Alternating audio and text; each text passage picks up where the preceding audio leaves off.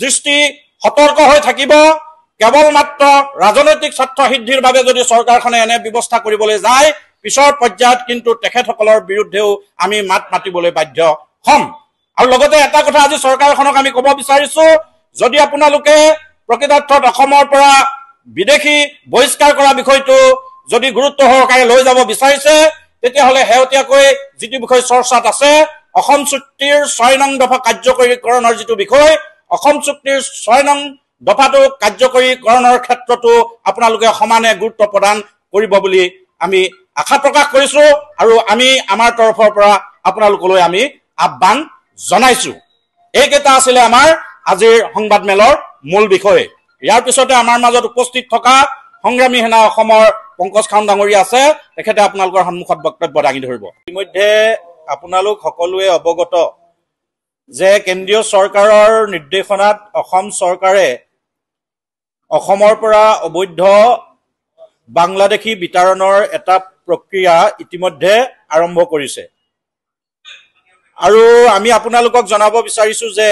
আমাৰ ইয়াত উপস্থিত থকা প্ৰতিটো সংগঠনৰ জন্মলগ্নৰ দাবী যে অসমৰ পৰা অবৈধ যিসমূহ নাগৰিক আছে নাগৰিকবিলাকৰ প্ৰকৃত চিনাক্তকৰণৰ জৰিয়তে এইবিলাকক বিতৰণ কৰাৰ ব্যৱস্থা কৰিব লাগে এটো এতিয়াৰ বিষয় নহয় এটা দীৰ্ঘদিনীয়া এটা আমাৰ দাবী আৰু হেহতিয়াকৈ এই দাবীটোৰ প্ৰতি সঁহাৰি জনাই আমি দেখিবলৈ পাইছো কেন্দ্ৰীয় চৰকাৰৰ নিৰ্দেশনাত অসম চৰকাৰে অসমৰ বিভিন্ন প্ৰান্তত বাংলাদেশী হেহতিয়াকৈ অভিযান আৰম্ভ কৰিছে য'ত নেকি আমি দেখিবলৈ পালো যে উজনি অসমৰ খিলঞ্জীয়াৰ পীঠস্থান শিৱসাগৰ যোৰহাট আদি জিলাতো বহু কেইগৰাকী বাংলাদেশী চিনাক্ত হৈছে আৰু ইতিমধ্যে তেওঁলোকক পুলিচ প্ৰশাসনে নিজৰ কাষ্টডিলৈ নিছে আৰু যোৱা কালিৰ পৰা আমি প্ৰত্যক্ষ কৰিছো যে বাংলাদেশ সীমান্তৰেদি এই বাংলাদেশীসকলক বাংলাদেশলৈ উভতাই পঠোৱাৰ এটা প্ৰক্ৰিয়া আৰম্ভ হৈছে যি কি নহওক বহু দিনৰ মূৰত আমি এটা কথা স্বীকাৰ কৰিব লাগিব আমাৰ ইতিমধ্যে অসমৰ পৰা বাংলাদেশী বিতৰণ কৰাৰ গোটেই দাবীটোৰ সম্পৰ্কত বিগত সময়ত দীঘলীয়া আন্দোলনৰ কাৰ্যসূচী হৈছে য'ত আমি সকলোৱে জানো যে আমাৰ শ জাতীয়তাবাদী সৈনিক শ্বহীদ হৈছে তেখেতসকলৰ প্ৰতি এটা সন্মান চৰকাৰখনে জনাইছে বুলি আমি অনুভৱ কৰিছো কিন্তু এইখিনিতে আমাৰ দুটামান কথা আমি এই মুহূৰ্তত আমি ক'ব বিচাৰিছো যে এই গোটেই প্ৰক্ৰিয়াটো যেতিয়া আৰম্ভ কৰা হৈছে তেতিয়া আমি দেখিবলৈ পাইছো কেইটামান বিশেষকৈ এটা খিলঞ্জীয়াৰ বিপক্ষত থকা বিগত সময়ত আমি দেখিবলৈ পাইছিলো যে অবৈধ বাংলাদেশী নাগৰিকৰ সুৰক্ষাৰ ক্ষেত্ৰত সঘনাই মাত মাতি থকা নিজকে অসমৰ সংখ্যালঘুসকলৰ ছাত্ৰ সংগঠন বুলি চিনাকি দিয়া আমছু নামৰ এটা সংগঠন যিটো সংগঠনে পূৰ্বতে এনআৰসি প্ৰক্ৰিয়াটো সাংঘাতিক ধৰণে বাধা আৰোপ কৰিছিলে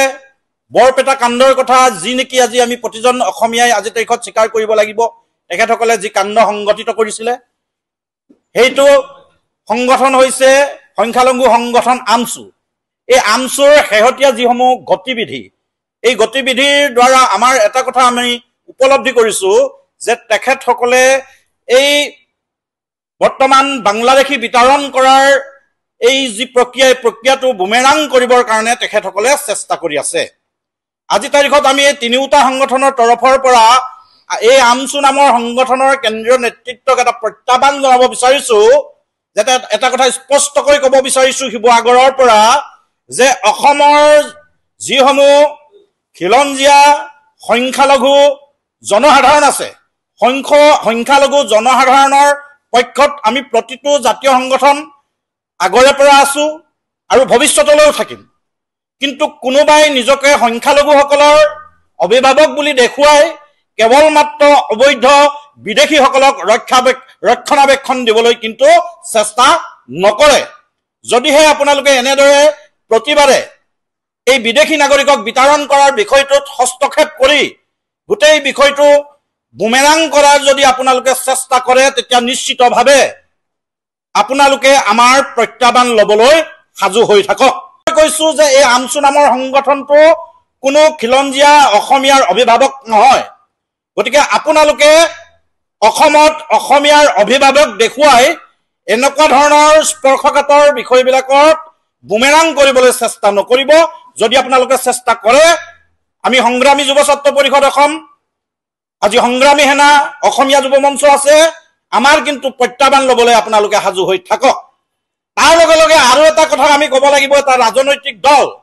যিটো ৰাজনৈতিক দল নাম হৈছে AIUDF, যিটো ৰাজনৈতিক দলে বিগত সময়ত আমাৰ খিলঞ্জীয়া, আমাৰ সংখ্যালঘুসকলক লৈ কেৱল মাত্ৰ তেওঁলোকে ৰাজনীতি কৰি আহিছে। এই কথা আমাৰ অসমৰ প্ৰতিগৰাকী অসমীয়াই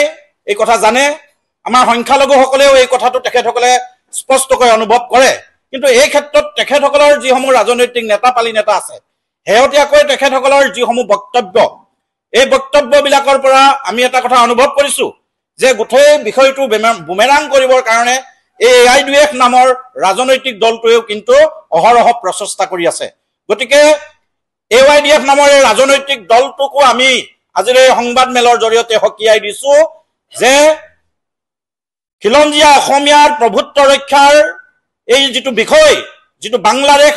বাংলাদেশী বিতৰণ কৰাৰ যিটো বিষয়, এই বিষয়টোৰ সন্দৰ্ভত আপোনালোকে কেৱল মাত্ৰ নিজৰ ব্যক্তিগত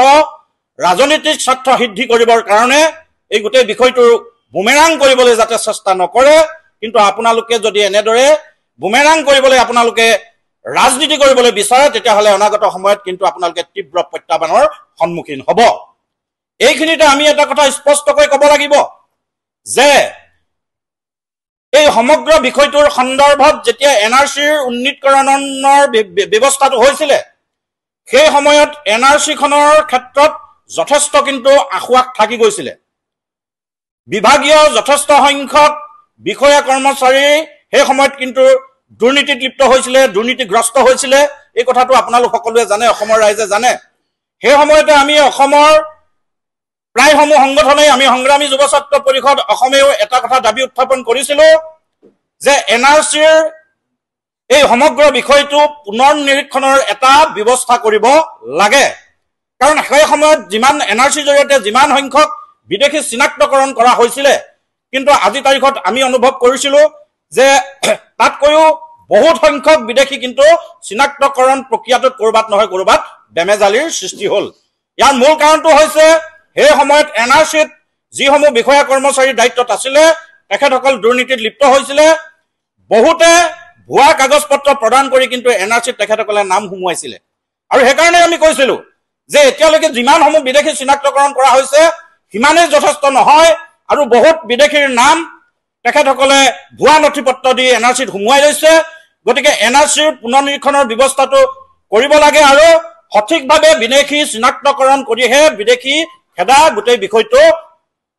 আগবঢ়াই নিব লাগে। গতিকে আজিৰ তাৰিখত আমি অসম চৰকাৰৰ প্ৰতি এটা দাবী উত্থাপন কৰিছো যে তৎকালীনভাৱে NRCৰ পুনৰ নিৰীক্ষণৰ ব্যৱস্থা কৰিব লাগে। পুনৰ নিৰীক্ষণৰ ব্যৱস্থাৰ জৰিয়তে প্ৰকৃত যিসমূহ অবৈধ বিদেশী আছে, অবৈধ বাংলাদেশী আছে, সেইসকলক চিনাক্তকৰণ কৰি অসমৰ পৰা বিতৰণ কৰাৰ ব্যৱস্থা গ্ৰহণ কৰিব লাগে। আৰু প্ৰকৃতাৰ্থত যদি এইখন চৰকাৰে বাংলাদেশী বিতৰণ কৰাৰ পক্ষত আছে, গোটেই বিষয়টো কেৱল মাত্ৰ ৰাজনীতিকৰণ নকৰি, কেৱল মাত্ৰ তেওঁলোকে ৰাজনীতিৰ স্বাৰ্থৰ কথা চিন্তা নকৰি প্ৰকৃতাৰ্থত অসমৰ প্ৰতিটো জাতীয় সংগঠনৰ যি দীৰ্ঘদিনীয়া দাবী, এই দীৰ্ঘদিনীয়া দাবীৰ প্ৰতি লক্ষ্য ৰাখি অসম ভূখণ্ডৰ অসমীয়া জাতিৰ অস্তিত্বৰ প্ৰতি তেওঁলোকে গুৰুত্ব প্ৰদান কৰি এই গোটেই বিষয়টো আগবঢ়াই যদি নিব বিচাৰে, তেতিয়া তেওঁলোকৰ প্ৰতি যদি কোনোবা দুষ্ট চক্ৰৰ প্ৰত্যাহ্বান আহে, প্ৰতিটো প্ৰত্যাহ্বানৰ বিৰুদ্ধে আমি কিন্তু অসমৰ আমি কেইটা সংগঠনৰ লগতে অন্যান্য বহু সংগঠন আছে, আপোনালোকৰ পক্ষত আমি মাত মাতি যাম।